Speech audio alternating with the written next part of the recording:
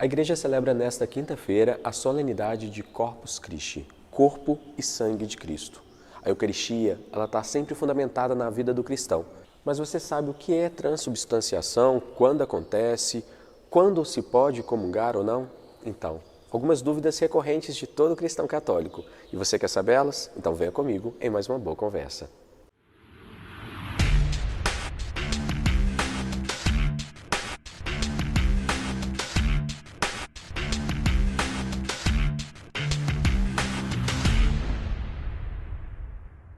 E a nossa boa conversa de hoje é com o Padre Antônio Claré, mas antes de começar a nossa conversa, Padre, convido você de casa a se inscrever no canal, clicar no sininho, dar like no vídeo, para assim que a gente publicar um material novo, você receber a notificação. Ou mesmo você também pode fazer de copiar o link, compartilhar e mandar para os seus amigos, familiares, porque o assunto é bem interessante, né, Padre? E aí eu te pergunto agora, nessa semana, hoje, quinta-feira, solenidade de Corpus Christi.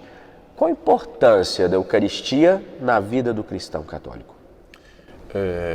Lucas, eu diria que não é apenas na vida do cristão, mas na vida de toda a igreja, né? Um grande santo definiu a Eucaristia como o sol da igreja. Ninguém vive sem o sol, né? A luminosidade dele, o calor. O que seria da terra sem o sol? Poderíamos dizer o que seria da igreja sem a Eucaristia, que é o próprio Jesus Cristo. Não se trata aqui de um simbolismo, de uma representação, mas como ele mesmo quis e disse, isto é o meu corpo, isto é o meu sangue. Então nós não temos outro caminho de interpretação das palavras do Senhor. E aqui prevalece a nossa fé. Nós acreditamos ou não acreditamos na palavra de nosso Senhor. Acolhemos essa palavra no coração com um gesto de profunda humildade, deixando-nos levar por ela, indo assim ao encontro do Senhor e fazendo com Ele uma experiência de vida, como Ele falou com os apóstolos, ou então nós nos fechamos e tomamos para nós aquelas palavras dos apóstolos que se afastaram de Jesus. É dura esta palavra, quem a pode seguir, quem a pode acolher? E aí eu pergunto ao o senhor mesmo agora acabou de citar, ali não é uma representatividade, né? Na hora da consagração é o corpo e sangue de Jesus. E aí eu ia perguntar ao senhor, é nesse momento que acontece a transubstanciação? Se você me permite, eu gostaria de começar citando aqui o capítulo 6 de São João, né? Que deveria ser amplamente meditado por todos nós no dia de hoje, Corpus Christi. Porque, ao que nos parece, Lucas, houve um caminho, né, em toda a Escritura Sagrada, em toda a Bíblia, preparando para aquele momento solene, ali na sinagoga de Cafarnaum, em que Jesus falou do pão da vida. E interessante que no capítulo 6, no primeiro momento, ele multiplica os pães, o que é relatado pelos evangelistas sinóticos. Quer dizer que é algo assim muito especial, né? A multiplicação dos pães. E depois,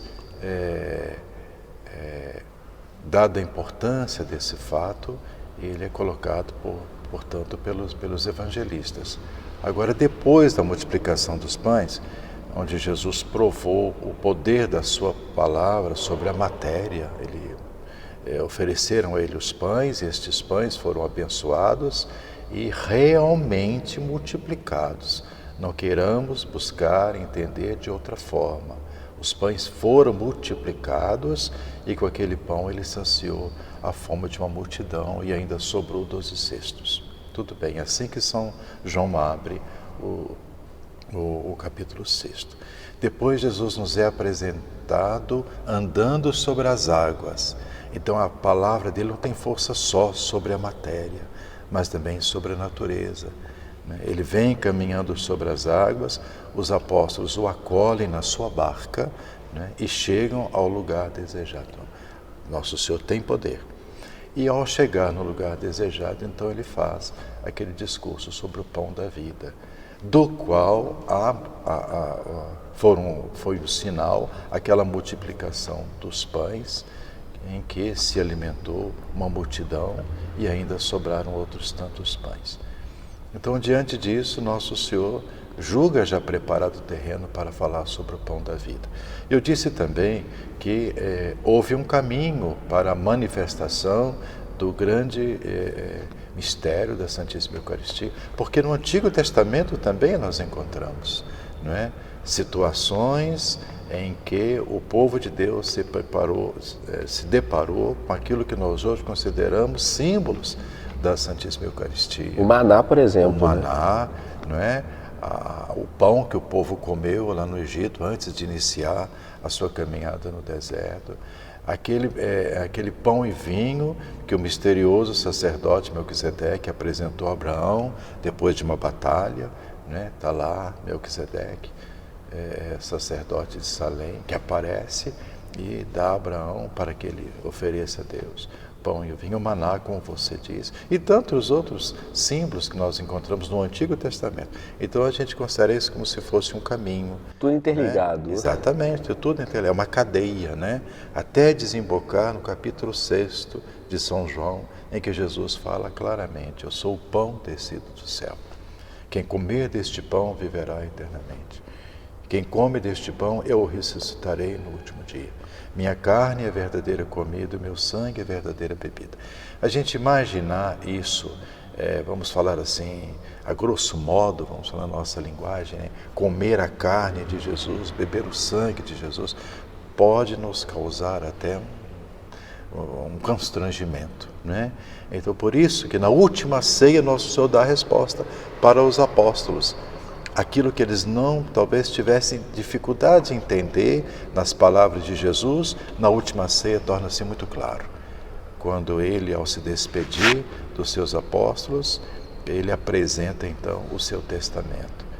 Então ele se ausenta um pouco do ritual utilizado pelos judeus na última ceia, né? Lava os pés dos discípulos e, em determinado momento, ele toma aquele pão e pronuncia as palavras da consagração.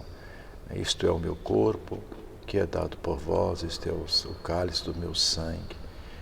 E pede que seja feito em memória dele até que ele volte. Ali institui a Eucaristia. Institui a Eucaristia.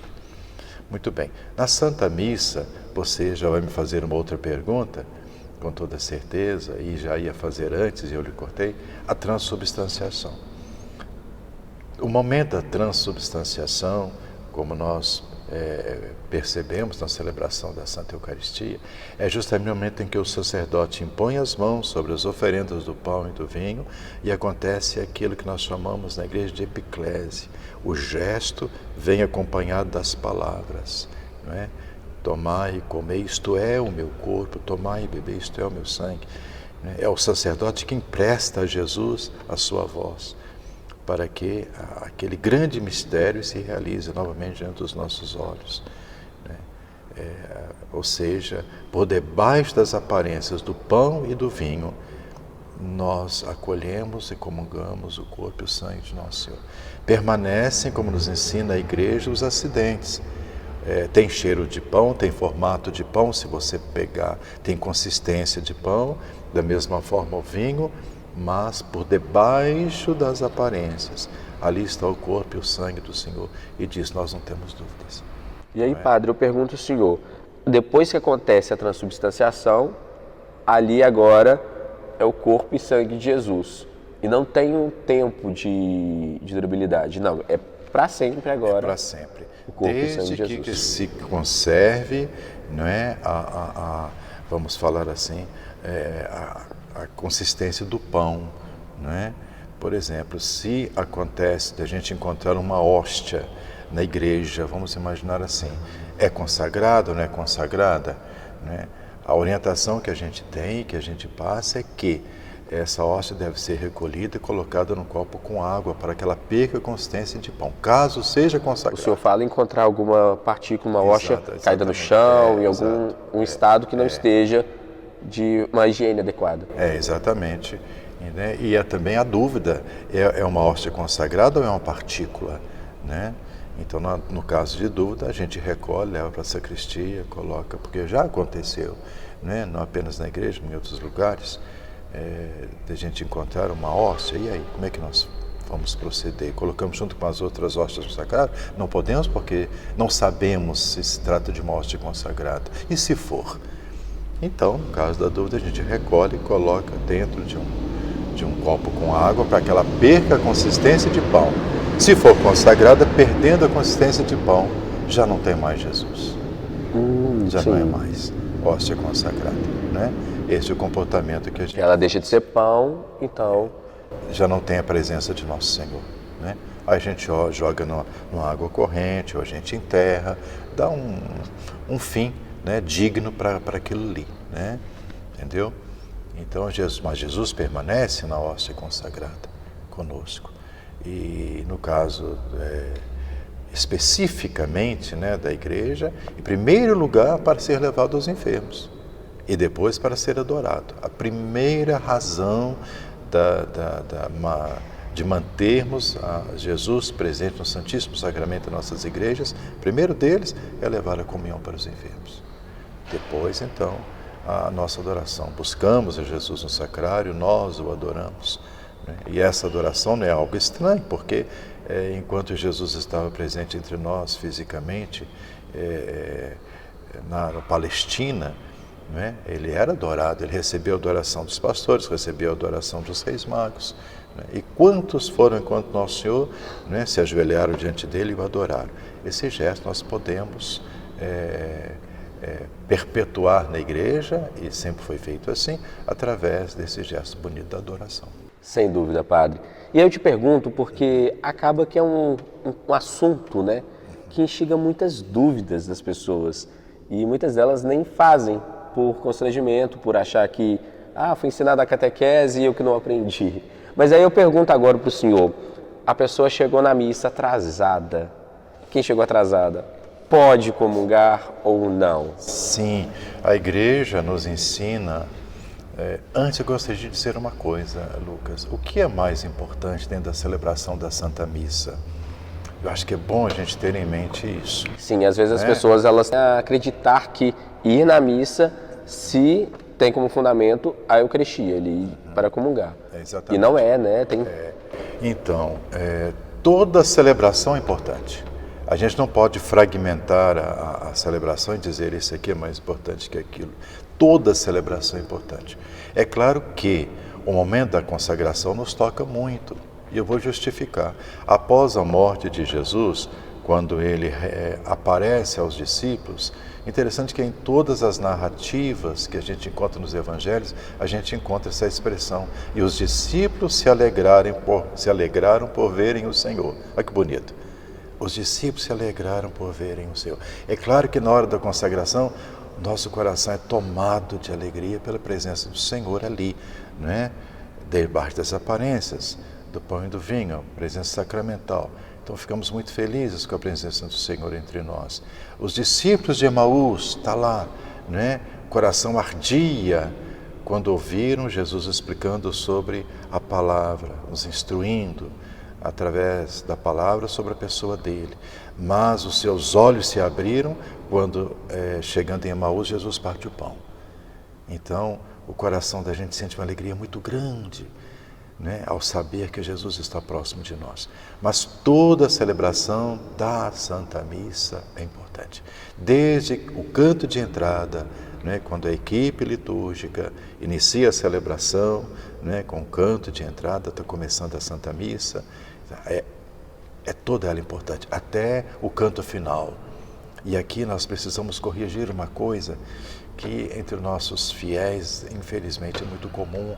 Às vezes a pessoa não fica na igreja, o padre estende a mão para dar a bênção final, a pessoa já está procurando o rumo da porta. Não, o certo seria a gente cantar o canto final da Santa Missa, sem pressa. É o meu encontro com o Pai em Cristo pelo Espírito. Tantas graças eu vou levar desse momento no meu coração, na minha vida. É o alimento que eu recebi. Agora eu chego à sua pergunta, né? A pessoa chega atrasada na missa, ela pode comungar? A igreja nos ensina que na celebração da Santa Eucaristia nos são apresentadas duas mesas, né? Ou, se quiserem, uma mesma mesa com duas modalidades de alimentos, vamos falar assim, né?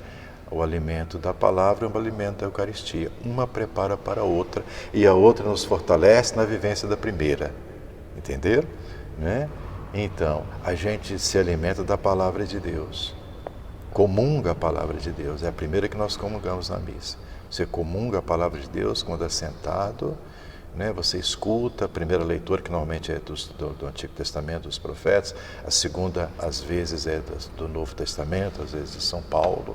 Né? Você se coloca de pé para ouvir Jesus, né? No texto do Santo Evangelho. Então, é um alimento que chega ao nosso coração, ilumina a nossa vida, né? Nos fortalece. E depois nos é proposto o banquete da Eucaristia. Encontramos o nosso lugar na mesa eucarística. Então, uma pessoa que chega atrasada na missa, fica meio estranho, né? Eu não participei de um banquete em que me foi oferecida a palavra, agora eu vou participar da Eucaristia. Né? E a preparação para isso, como é que foi feita? Né? Da minha parte, da parte da igreja, me propondo a audição da palavra de Deus, o acolhimento que eu devo dar à palavra de Deus, né? E daqui nós vamos chegar a outra questão, que embora você não tenha me perguntado, mas é muito séria. Eu não vou à igreja porque eu não posso comungar. É uma expressão errada, porque Jesus não se dá apenas sacramentalmente àqueles que vão ao encontro dele na procissão da comunhão. Não vamos falar fila, na procissão da comunhão, mas todos aqueles que estão ali no recinto da igreja comungam Jesus. Em primeiro lugar... Seja de forma ali, né, na prática ou espiritualmente. Espiritualmente, exatamente. E tem mais outro elemento que a gente pode acrescentar aí, né? Se não for pela Eucaristia sacramentalmente, foi pela palavra. Então ele comungou a palavra, se alimentou da palavra. Então não pode haver essa expressão, eu não vou à igreja porque eu não posso comungar. Eu não quero ir à missa porque eu não posso comungar. Não, essa expressão não está correta. Ela tem que ser corrigida. Todos os que estão dentro da igreja participando da Santa Eucaristia comungam Jesus, quer de uma forma, quer de outra. E se ela, por acaso, padre, não tiver em dia, entre aspas, assim, com o sacramento da confissão, sim, ela pode comungar ou não? A sua pergunta é pertinente. Veja bem, nós abrimos a celebração da Santa Missa com o ato penitencial, né? E aquele ato penitencial, ele não está ali de forma a ser uma peça decorativa da celebração. Não, ele é real. Ele é real. Nós pedimos a Deus perdão. Pedimos a Deus perdão de quê? Dos pecados veniais, não é? Às vezes a gente se irrita, às vezes tem uma leve discussão, se impacienta com alguém, né? Às vezes uma ligeira desobediência, às vezes a gente emite um juízo, assim, uma coisa que não é tão ofensiva, mas não deixou de ser pecado, né? Não deixou de ser pecado. E nós chamamos a essas atitudes de pecados veniais. Então, na celebração da Santa Missa, naquele momento do ato penitencial, nós somos perdoados os nossos pecados leves, nossos pecados veniais. Confesso a Deus Todo-Poderoso e a vós, irmãos, que pequei muitas vezes por pensamento. Isso não é brincadeira, é coisa séria, né? Depois o sacerdote, que inclusive reza com a comunidade, confessemos os nossos pecados. Até o padre participa também, né? Ele também é pecador, participa desse pedido de perdão a Deus, para que ele possa ser revestido daquela pureza exigida para a gente se aproximar da mesa da Eucaristia. Agora, é claro que os pecados mortais nos afastam sim da Santa Eucaristia, não é? Levantei uma calúnia contra a pessoa, da qual eu conhecia a inocência, fui omisso com relação a isso, né? O pecado mortal é aquele que mata Deus dentro da gente, dentro da consciência da gente. Então, para se aproximar da Santa Eucaristia, neste caso, é necessário buscar o sacramento da confissão. Até o momento a gente falou de situações que as pessoas ficam em dúvida se podem ou não comungar. Mas agora eu vou perguntar sobre excessos. A pessoa foi mais de uma vez na missa, principalmente no final de semana, no domingo. Ela pode comungar até quantas vezes? Então, a igreja, não faz muito tempo, ela abriu a possibilidade da pessoa comungar 2 vezes. Mas preste atenção, comungar 2 vezes participando da celebração da Santa Missa, né? Por exemplo, eu participei de um culto dominical, comunguei, agora vou a missa. Não é a mesma coisa. A orientação da igreja é muito clara, é comungar 2 vezes, participando, então neste caso, de 2 celebrações. Né? 2 vezes pode, mas seria um excesso que não é recomendado pela igreja. Né? E padre, agora para encerrar nossa conversa, acho que a gente tirou algumas dúvidas, ainda tem outras, né? Mas para não estender tanto a nossa conversa, eu gostaria que o senhor deixasse uma mensagem para as pessoas para uma boa vivência desse dia de Corpus Christi. Como o senhor mesmo falou, existe essa experiência de muitos cristãos da adoração ao Santíssimo, é um costume tão bonito e que pode ser também adotado principalmente nesse dia, né? Exatamente. Assim, Jesus se faz prisioneiro por amor a nós, né? No sacrário, ele está ali. E é interessante que a graça dele nos atrai a ele, né? O desejo de ir ao encontro de Jesus já é um sinal de que a graça dele está agindo no coração da gente. Assim como os reis magos foram atraídos por aquela estrela misteriosa, né? Que Santo Tomás de Aquino diz que já era o próprio Cristo que os atraía ao encontro dele, né? Também Jesus, através da sua graça, nos chama ao encontro dele. Então deveríamos nos exercitar muito na adoração. Adoração ao Santíssimo Sacramento, depois da celebração da Santa Missa. Lucas, é o ato mais agradável a Deus. Se fôssemos fazer uma escala, primeiro a Santa Missa, depois a adoração ao Santíssimo Sacramento. Então deveríamos buscar muito a adoração ao nosso Senhor sacramentado. Né? E quem sabe, com a orientação dos párocos, criar um grupo de adoradores, pensou em cada paróquia, que maravilha seria isso. Então, aproveitar os grupos que já tem, estabelecer horários, né? Porque a Eucaristia é de fato o ápice da vida cristã, né? Como a igreja nos ensina. E na ordem dos sacramentos, nós a chamamos de Santíssimo, é o Santíssimo Sacramento. A igreja nos ensina que todos os sacramentos orientam para a Eucaristia, todas as nossas ações apostólicas se orientam para a Eucaristia e justificam a Eucaristia. Isso já diz para nós a importância dela para a nossa vida, para a vida da igreja. Então, como é que eu vou viver Corpus Christi? Antes de tudo, participando da Santa Missa, claro, né? Participando da Santa Missa, se possível, fazendo a minha adoração.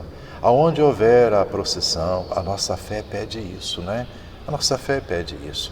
Sobretudo nós brasileiros, nós queremos extravasar um pouquinho o que está dentro de nós, mostrar o sentimento que está dentro do nosso coração. Então, onde é possível, enfeitar as ruas por onde Jesus vai passar, enfeitar a frente de nossas casas, né? Ter no coração a certeza, Jesus está passando pelas ruas da minha comunidade. Eu preciso viver este momento de graça. Imaginemos Jesus andando pelas ruas de Jerusalém e de tantos outros lugares por onde ele passou, onde ele ia, né? Alegria do povo. Zaqueu subiu numa árvore para ver Jesus passar.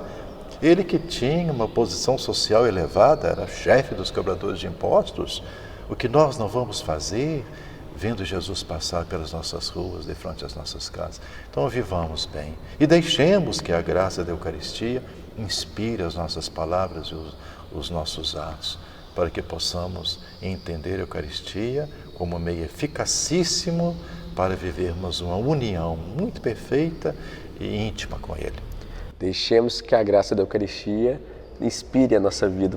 Frase ótima para a gente encerrar essa conversa. Padre, novamente, muito obrigado por conversar com a gente, trazer explicações, tirar dúvidas e novamente enriquecer a nossa fé. Muito obrigado, Padre. Amém.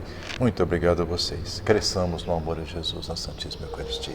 Dizia Chiara Lubich, que foi a fundadora lá dos focolares, que enquanto existir um sacrário no mundo, o homem não pode reclamar solidão. É isso. Padre, novamente, muito obrigado. Obrigado você de casa por acompanhar mais uma boa conversa. Semana que vem, outro encontro marcado. Um grande abraço.